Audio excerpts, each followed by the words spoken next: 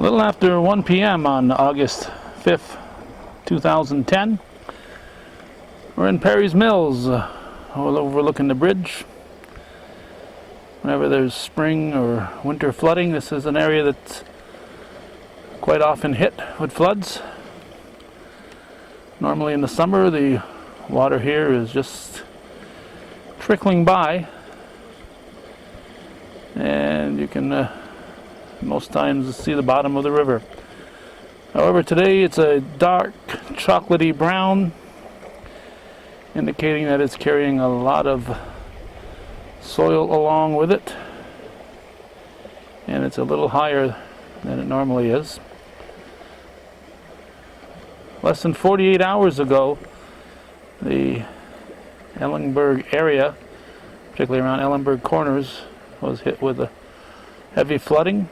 We're going to head up that way and see what the current conditions are, a little over a day and a half after the actual event. So stay with us. We're heading west on this Thursday afternoon in August. We have moved now. We are in Ellenburg Depot on the Canaan Road.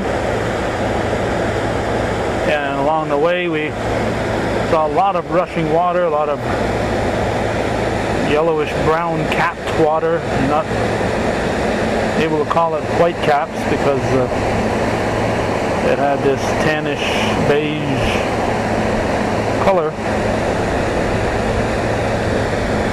We're at the former location of the McGregor's Hardware.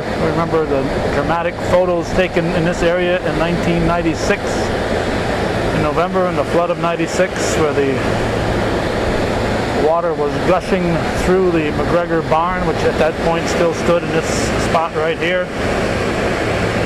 There's a dam here, and looks peaceful on the other side, but you can tell that there's a lot of water coming in this direction. So we're going to continue our trek westward, just a few more miles up to Ellenburg Corners. Before we move on, we'll take a side view of the situation here. Looks like they're putting in some stone. I guess this is already a work in progress. This young fella says he fishes up here every day. Hopefully he won't be fishing today.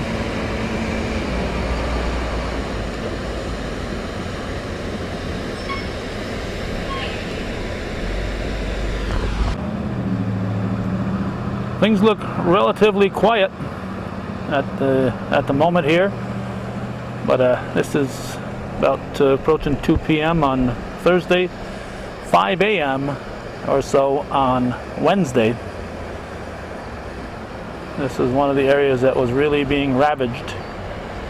And LeBare's store, which has sat here for several generations, we've been told has suffered some severe damage. Looks like the news media is here, in addition to ourselves, shooting some coverage. This, of course, is located right across from Northern Adirondack Central School.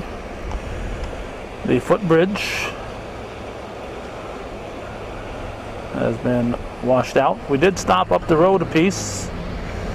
We're continuing to go west. We're going to stop. We'll see if the LeBares or the Currys will have time to talk to us here at LeBare's store. If not, we'll certainly understand. But we did stop up the road at Blue Haven, and owned by the Momot family, and John Momot did not want us in there with the camera. He said it would not enhance what he's trying to show to the public. So very rarely does that happen, that we'll be denied access, but in the case of John Momot, that Blue Haven campground, he did not allow us in there. I tried to explain to him that this is not his problem, this is our problem. We're in the northern tier. His neighbors want to know what's going on, and and be able to share the experience with the knowledge. Apparently there wasn't, apparently, because I guess I'll never know for sure, but apparently there wasn't the kind of damage that our friend Sam Trombley suffered just up here at Ranchside Campground.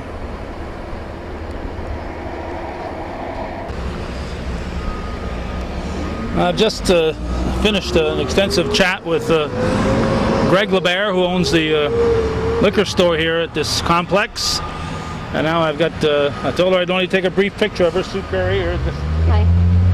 And Sue, was it about 96 that Greg decided to get out of the... Yeah, we had 3 floods that year, so he decided he'd had enough, and I decided I'd take it over. This is all I've ever done also, and my dad was still alive, so I didn't want him to not see a store be here, so I decided that I would take it over in 96. So it's been 14 years now. Okay, your math is better. In the paper today, it quotes you as saying you were 13 years younger in 96. I just wondered about that. Probably I was 14 years. I feel like I was maybe 50 years younger in 96 now, but yeah, it gets harder as you get older. Yeah, well, don't have to have this happen too many times to really stress you. Yeah. Now, Greg was telling me that you lost 4, 5, 6 inches of pavement here, right? Oh yeah, we had layers that just peeled up and rolled off, and a lot of them they've moved out of here already, but yeah, the water was horrible. It just peeled everything up. Just such a force. We have a lot more damage done here, I think, actually, than we did in 96. It seems to be back farther. But the state did come and fill all of this in, at least for us yesterday, so everybody was great. And that's one thing that I really want to stress is this community is just awesome. I had so many people come together yesterday and work 12 hours in that store yesterday to clean and get things picked up, and it's just amazing. People brought food. The Owl's Nest brought food to us. Melinda Carpenter brought down food. This community is, I wouldn't want to live anywhere else, and we've been here all our life, and I guess this is where we're supposed to be. But a big thanks to just everybody, state workers, county workers, fire departments. I don't even know where to end or begin with the thank yous, but that's real important to me, and I want everybody to know how much we've always appreciated it. This isn't our first time, but every time people come through and help us through this, so a big thank you to everybody. It's very important to me. Now I was just telling you before we started taping here that Tuesday morning when we had some rain come through and my brother checked the rain gauge and we had 3.5 inches in his rain gauge. Wednesday morning when he checked it, we had 1.5 inches. But apparently Tuesday night into Wednesday morning is when you got that whole entire thing. You got 5.5. Some inches of rain. When we went to bed Tuesday night, it was fine. We had a little rain showers, little downpours, but nothing big. And to wake up the next morning and see this whole entire corner flooded again was just, I didn't think it was anything that would ever happen again. In 96, a dam had broke up in Ellenburg Center, and we thought that's why the flood was so severe, but just unbelievable. Just never thought it could happen again. But I guess we're not in charge of that, are we? No. So how did you...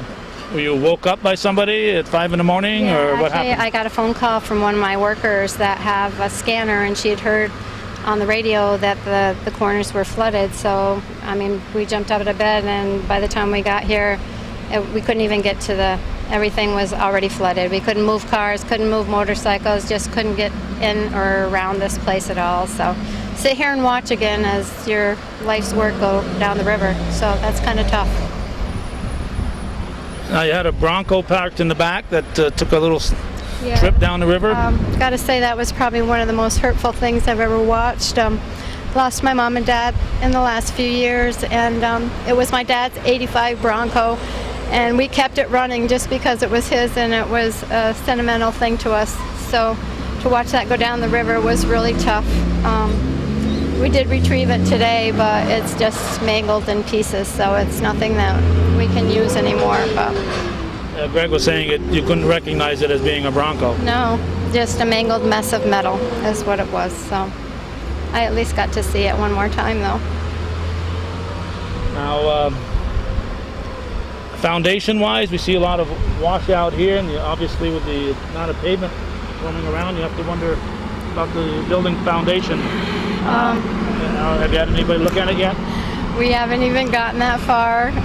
At this point, I'm just trying to get reopened and make things as normal and as possible for my employees and everybody here. I guess that's something that we'll look into a little bit farther down the road. But for now, it's just the biggest things to get reopened. Just get up and running, and then... Yeah. And we'll take one day at a time from there. Yeah. What happens in something like this? You've been through it before.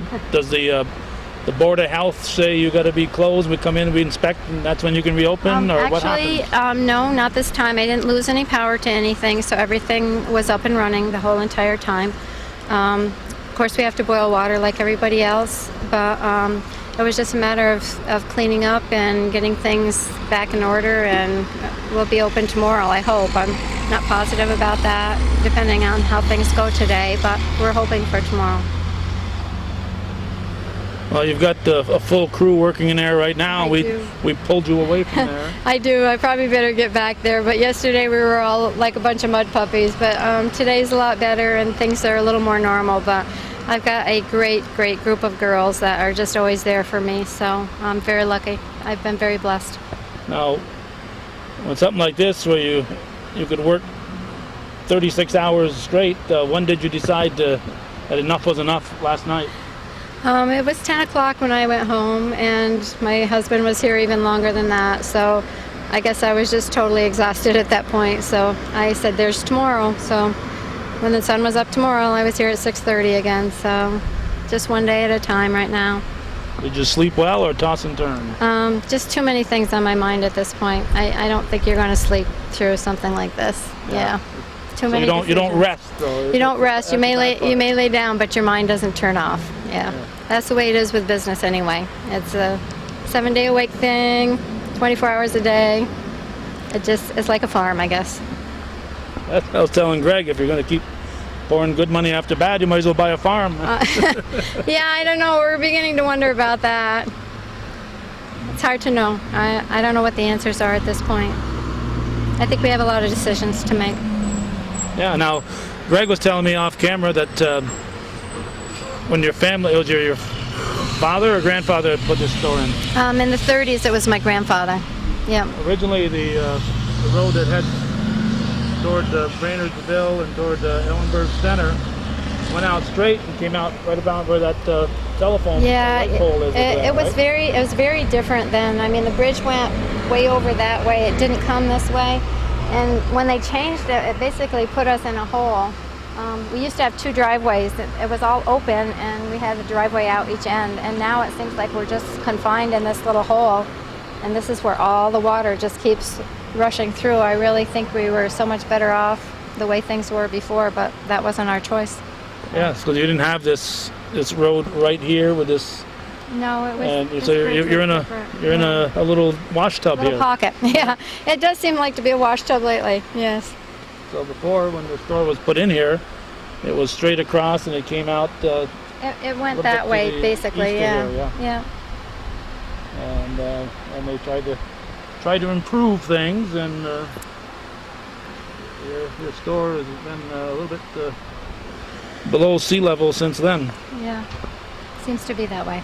Okay, well, we'll let you get back to work. With your permission, I'll take a shot or two behind right. of the tarmac and so on. Thank you, and thank you to everybody that has helped us in the community. We have been very blessed by everybody's help.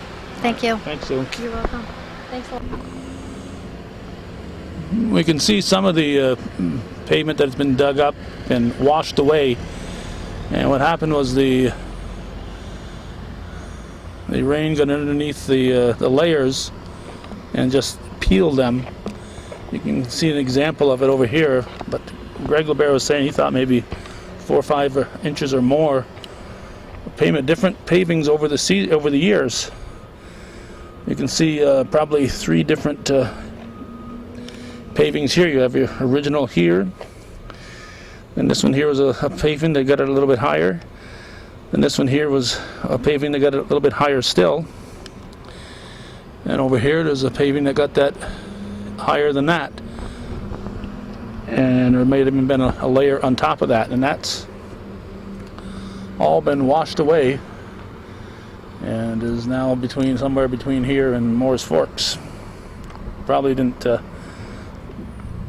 tarmac doesn't float that well, so it probably didn't get too far, but we see more and more of that right through here where the pavement was washed away. And of course we have a lot of reason to plow snow, particularly up in here in Ellenburg, throughout the year. So there will have to be some kind of surface restoration so that they can plow snow in the coming months. Otherwise, every time that blade hits a different level, it'll be catching that level. But right here, we see a sample of some of the pavement that was ripped up and floated. There's some of the topsoil ripped off over here. Some of it's deposited here. This was paved through here. These garbage containers, Greg LeBaron, when he was out here with me, we were trying to speculate whether these tracks were garbage containers or the Bronco. My theory is that there was the flat metal foot of the garbage container sliding across the grass here, and probably hitting and flipping right about here. So several garbage containers have been washed away. This is a busy intersection. The traffic we're seeing coming in that direction is coming from the Plattsburgh area on the Military Turnpike, which is Route 190. The traffic over the other direction that runs directly in front of the store is Route 11, one of the busiest highways in the North Country. It's, at least for the time being, it's our northwest, our east-west rooftop highway is Route 11.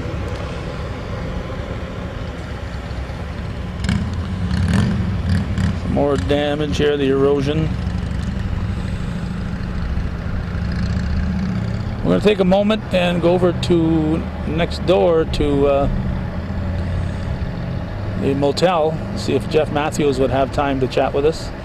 And our eventual aim is to wander over to our good friend Sam Trombley, Sam and Marie's ranchside campgrounds, hard hit by all this. We are now just a few feet away from LeBare's and at the Northern Adirondack Comfort Motel. Again, we're right across from Northern Adirondack Central. And I believe Jeff Matthews is going to take just a moment or so to chat with us. So let's see if we can get him. We are inside one of the rooms now here at the Northern Adirondack Comfort Motel. And you can see that the floor has been stripped. And the owner, Jeff Matthews, has been working probably as long as his his in-laws and his wife's aunt and uncle have been working next door. Jeff, Sue Curry told me she went to bed around 10 last night.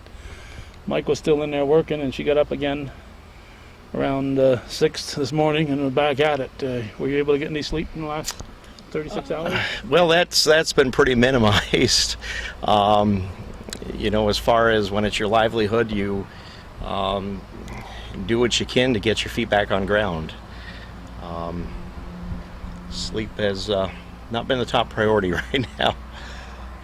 I'm going to assume that this carpeting is lost. You can't dry it out enough to... Yeah, the biggest thing we're faced with right now, because the water level did enter the units, just to minimize mold A lot of debris had come in, and it's to a point where it's not really salvageable. So what we've done to minimize further damage of the flooring or anything is we're stripping rooms. The community, this is one of the greatest communities. The public support, people from around and all area towns have stopped by and have offered help and have helped. And a gentleman, Johnny Littner, had given us, he's into the professional cleaning business of carpets, and he set us up with a lot of the equipment to get the water pulled out of the carpets and the big fans to dry things to minimize further damage. But as you can see, it's pretty devastating. How many units are affected? All of them, or? It's a 10-unit facility. I have 2 apartments within the 10. The upper level was spared, so there's 2 apartments and 2 rooms there that were spared. So there's 4. So 6 of them have actually taken on the majority of the water in the inside of the rooms. And then you've got a DJ business, and you had some equipment there too that affected them. Yeah, this specifically here is just one of my businesses which was affected, and my home on the side of this, we had a little over close to 3 feet of water that flowed through there. My lower level is where I store all of my equipment for the disc jockey service, and that was flooded as well. I have a family member that has taken the equipment, and we're trying to dry out what we can, but it was pretty well saturated, so we'll just have to assess it further. I don't know as far as the equipment where I am at this point, but he's got the equipment, and they're trying to dry it out with the dehumidifiers, and I'll be addressing that shortly. It's just kind of a treefold system, home and 2 businesses, so. And outside of that, everything's great, right? Hey, well, you know, when you say that, Kelvin, it is, because over at our campsite up the road, I'm sure many people have seen the video on it. She escaped death, and I mean, that's when you look at in that respect. This is material stuff that being clean, and we can move on from there. If it affects someone's life, you can't. So, hey, we just got to clean up and move on. Yeah. The footages of Eric LaValle jumping in that water to save that woman is just phenomenal. Absolutely, true town hero, and risked his life to pull this woman out, and you know, grateful for him to be able to do that, because she probably wouldn't have made it if she went over that falls. Yeah, and it just to be able to be that strong a swimmer, because that water was rushing, and to jump in there, and just amazing footage to see that actually happen. Absolutely. If you didn't see the footage, you can't really appreciate the chance that Eric was taking when he did that. So true, so true. And you know, just a spin-off from that, and even his crew, his fire department in the depot, as well as the center fire department, they were down here assisting me as well. These men and women just volunteer their time and dedicate so much to this community, and from saving lives from yesterday morning to just simply pumping the water out of our basement, they're there. I mean, that's to be commended tremendously for the time that they donate to help. And you know, just to continue on that, you know, throughout yesterday and today, phone calls to people stopping, to people offering help, to actually helping. I'll tell you, it makes you feel good, and that's what this community is about. There's just so much support for one another here. It makes you feel good about where you decided to live, right? Absolutely, no doubt. All right, anything else, Jeff, that you think we should cover? Obviously, you've got a lot of work to do, and we're taking you away from that. Well, I respect that. Thank you, Kelvin. No, pretty much that's it. Just to give you another aspect of, you know, how it affected other businesses and homes. Here it is. All right. Well, I wish you the best of luck, and be careful when you plug in that DJ equipment for the first time. Sparking good time. Yes, it could be. It could very well be. So be very careful. Okay, thank you, Kelvin. Thanks, Jeff Matthews.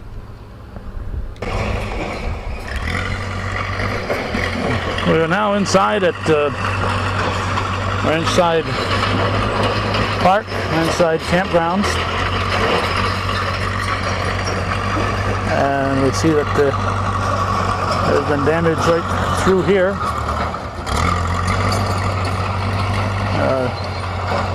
Small bulldozers working. Some of the residents camp here throughout the summer are milling around.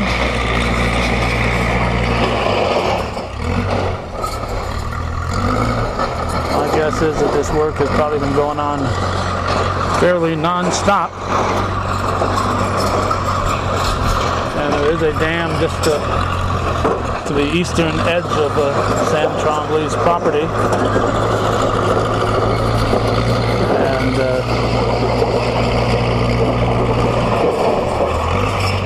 And we witnessed the destruction in that area back in 1996. We want to thank Jeff Matthews for chatting with us. He, like Sue Curry, did not particularly want to be on camera. They're busy getting their livelihood, everything back together, so they're not exactly dressed for television at the present time, so we appreciate them taking time to chat with us, and we respected their wish to not be on camera. Jeff Matthews did tell us off camera, I believe. Here we see some culverts where the covering on those culverts just got washed away. These culverts couldn't handle the influx of water that came through here. That Sam Trombley, who is a county legislator for this area, had a meeting regarding the the Lion Mountain prison that he had to rush off to today. So he is out taking care of that, and in the meantime he's got stuff to worry about right here in his own backyard. So I'm sure Sam will be back here as quickly as he can. He may or may not be on the premise right now, having had to run off to that 1 o'clock meeting. It's right around 3 p.m. now. I got 3:07 as we're taping at this particular moment in time. And a little footbridge here at Ranchside Park in the beautiful downtown Ellenburg corners. August 5th, 2010, we're looking at the aftermath of a flood that came through in the early morning hours of August 4th.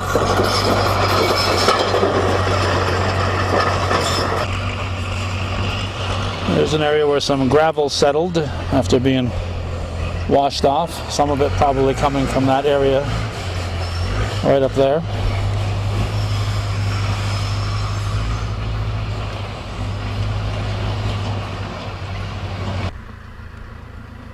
Okay, we wandered through here and bumped into a fellow who has been camping here. Your name, Mike Kessler, is it? Yes, it is.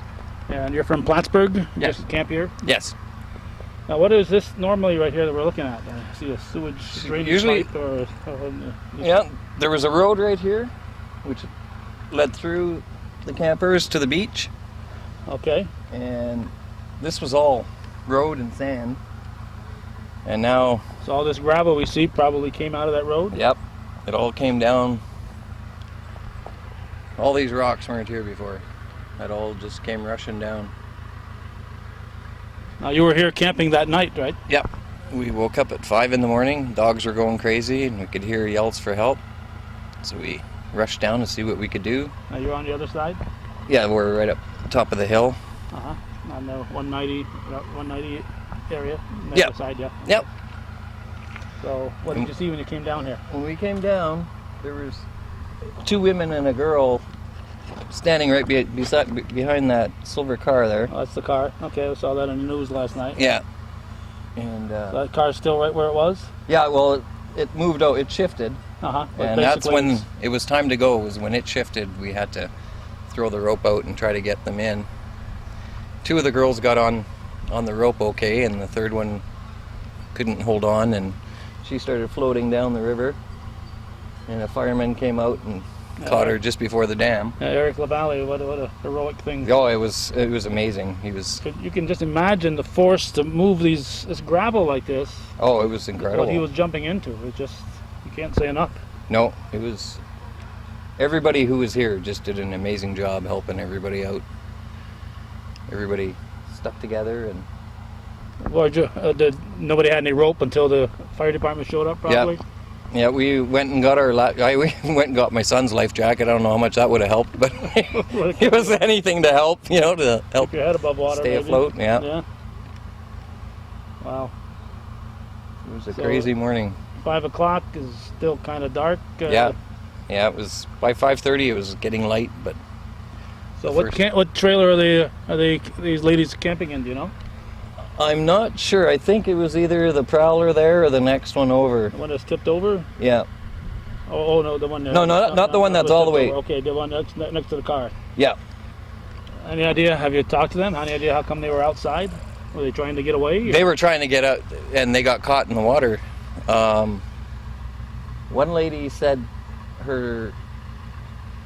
someone in her family was camping in a tent and came and knocked on the door and said, "The river's coming down, the river's coming down, we got to get out of here." And they tried to get out, but already the water was so high, it came up really fast. Yeah, obviously the best decision would have been to stay in the camper at that point, but you Yeah, don't know. we're on top. Yeah. Yeah. If the camper didn't float away or anything, and even if the camper got tipped over, you'd still... Right. It was really Inside. scary. I'm surprised nobody was killed, actually.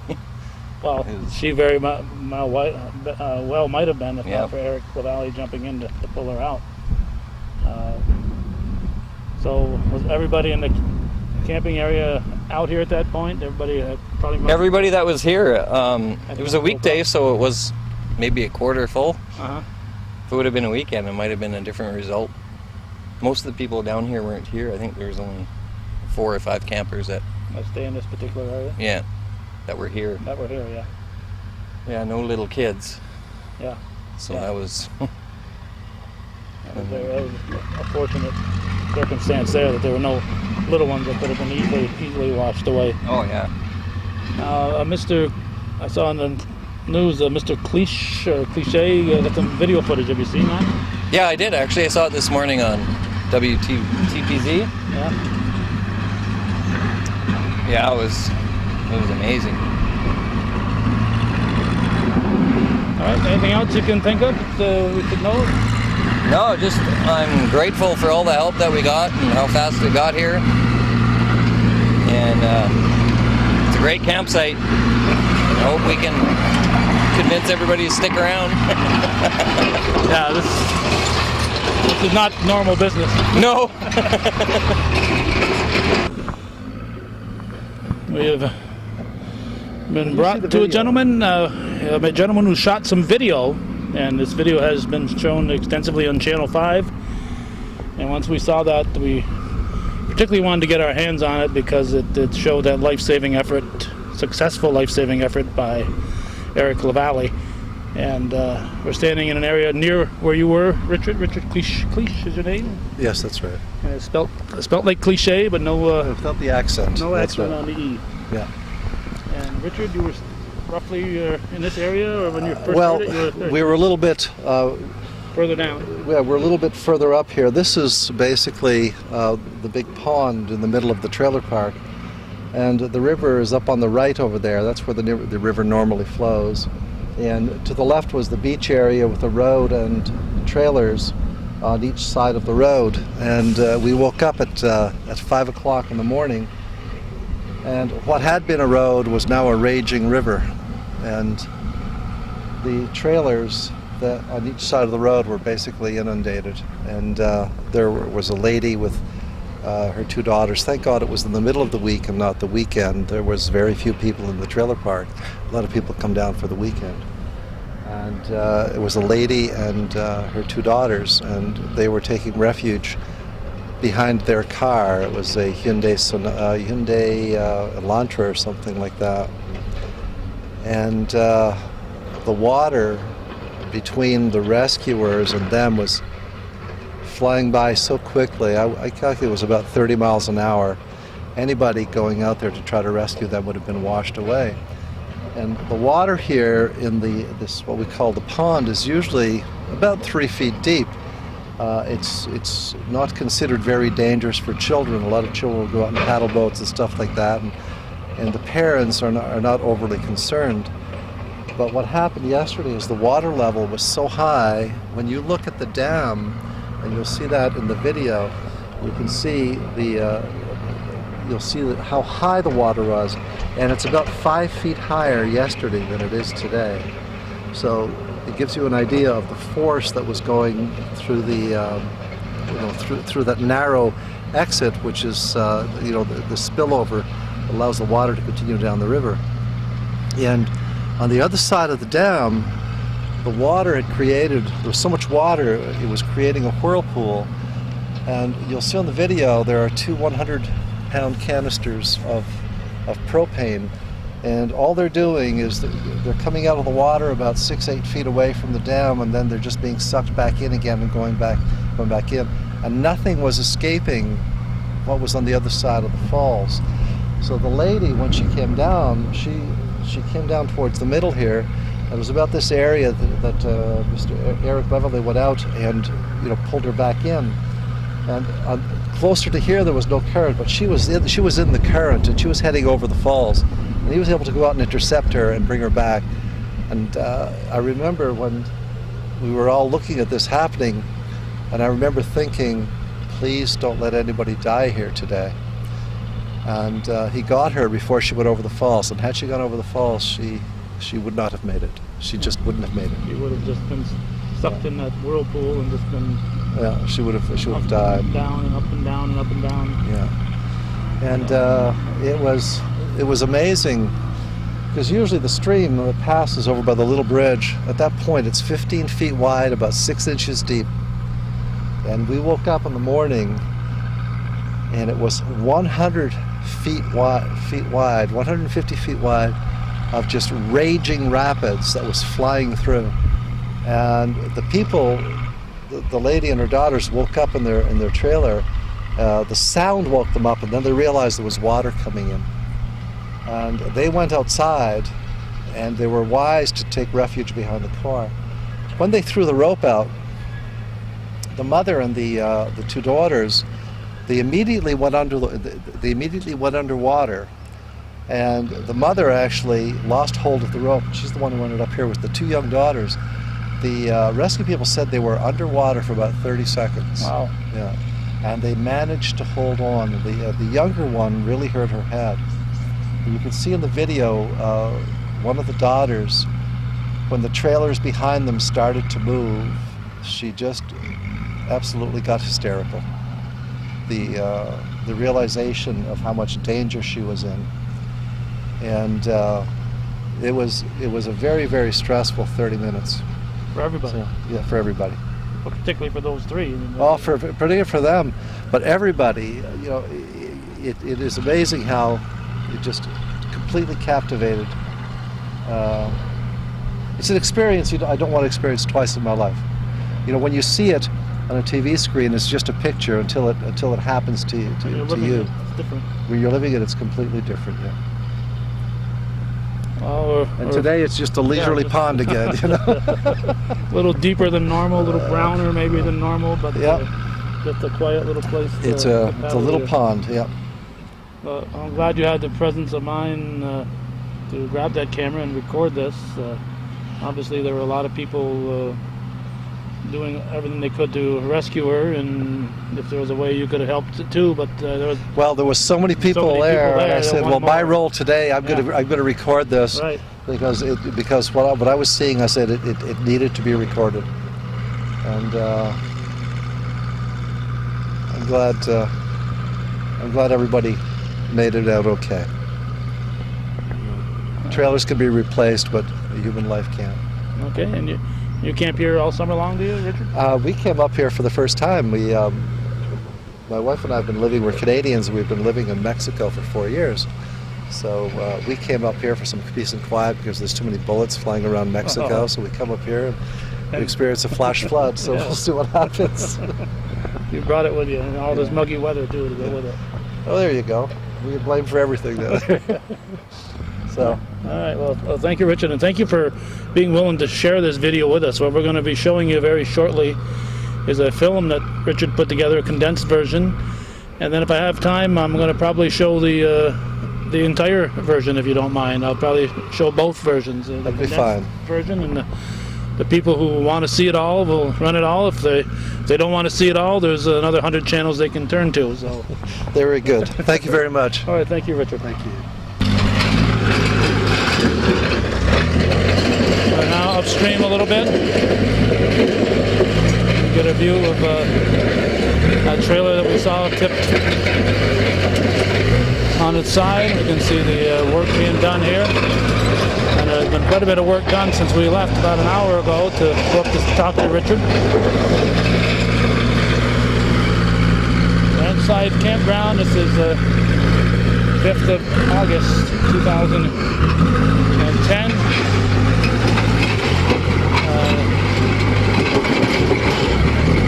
There's where that dam is. Water is slowly seeping over the dam. It was a much different picture 36 hours ago.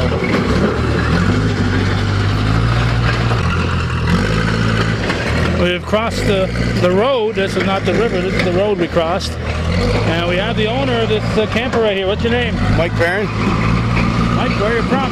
Ellenburg, right here in Ellenburg. I live about 5 minutes from here. What the heck you doing camping at ranch side if you live in town? Close and convenient. Now, you say you weren't in it? No, that's a good thing I wasn't. I think the only thing that saved it was on the other side is a post, my deck. It leaned up against it, you know. That's what. Or it had been down the river.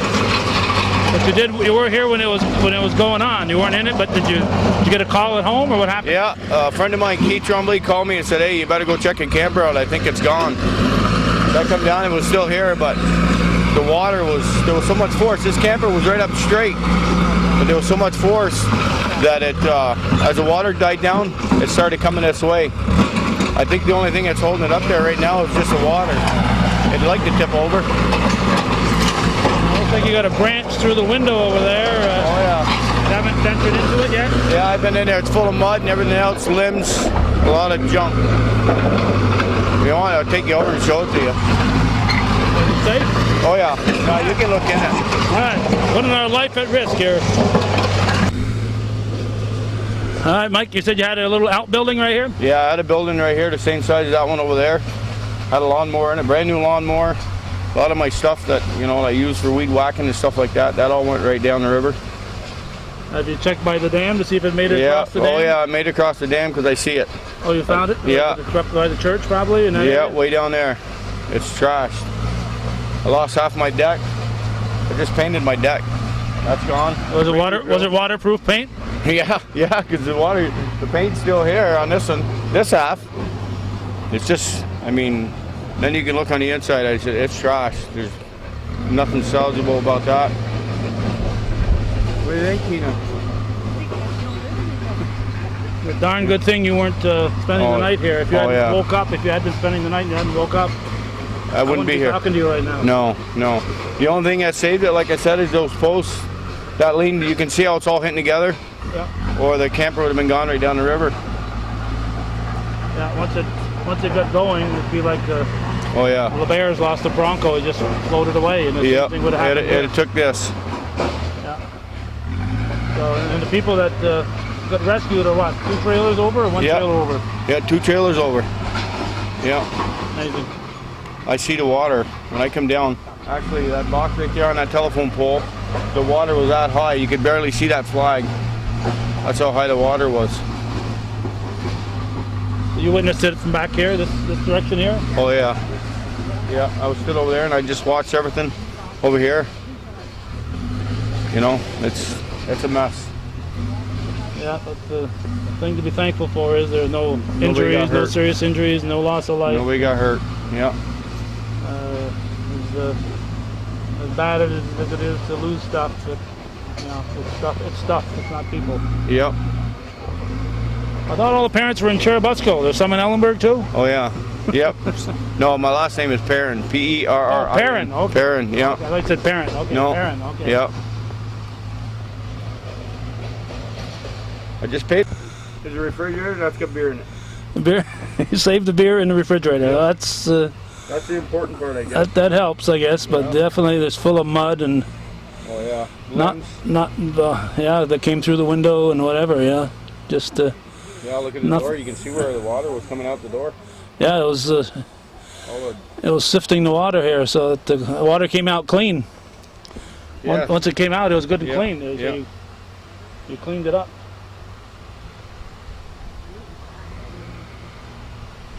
Next thing is try to get this out of here. Yeah, that'll be a job and a half. Yep. First thing you'll have to do is get it upright, and that's Have gonna to get a take some backhoe. engineering. Yeah. Have to pull a deckway and get a backhoe and try to pull it so you can get it halfway decent and so you can start jacking, I guess. Yeah, I mean, you haven't got to worry about damaging it. No, no. It's gone, so. Yeah, there ain't much saving So this. you haven't got to be very delicate. You can No. just, but it's not like backing it in here. You're going to be dragging it out probably, unless there's no damage to the Yeah, if we can get wheels it- and the drive system No. underneath there. Actually, I checked this side here is good. I didn't check the other side. You can't get in there, but once you dig that out and get the water out so you So can if you see. get it in the right direction, you might be able to tow it out. Yeah. Yeah.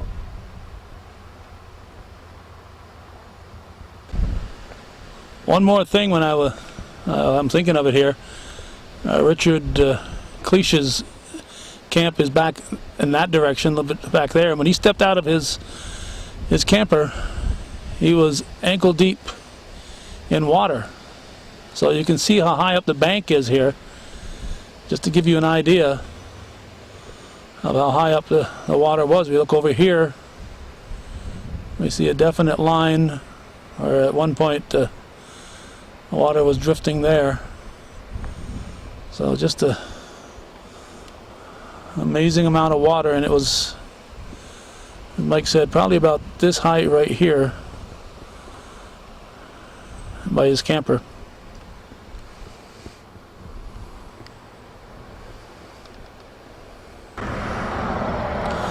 Well, this will conclude our look at the damage done here at the Ranchside Park and Campground.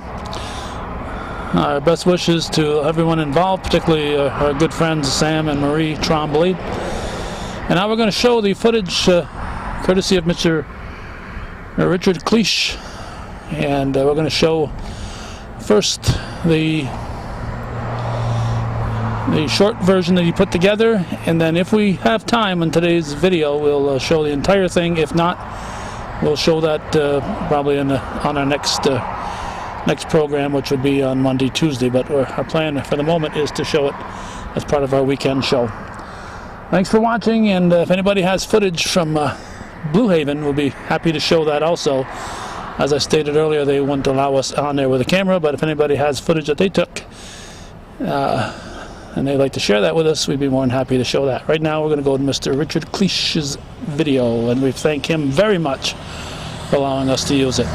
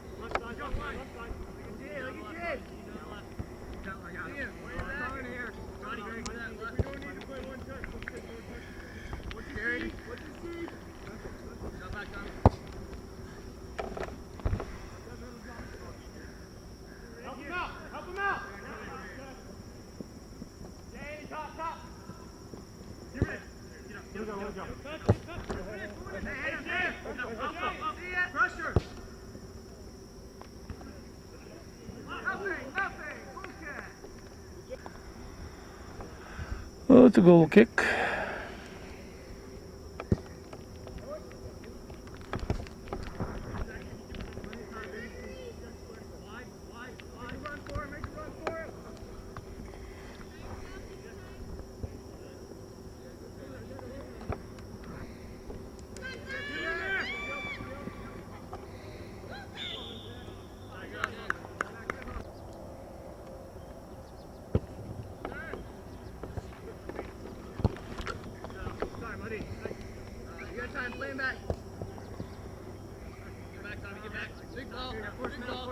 I'm getting low.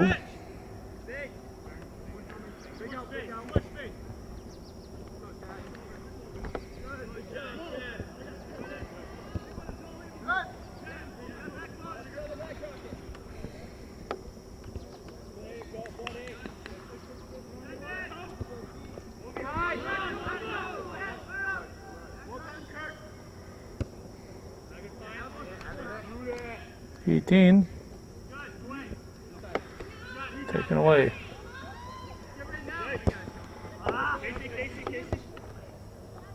Go back to the ball, guys. Go back to the ball.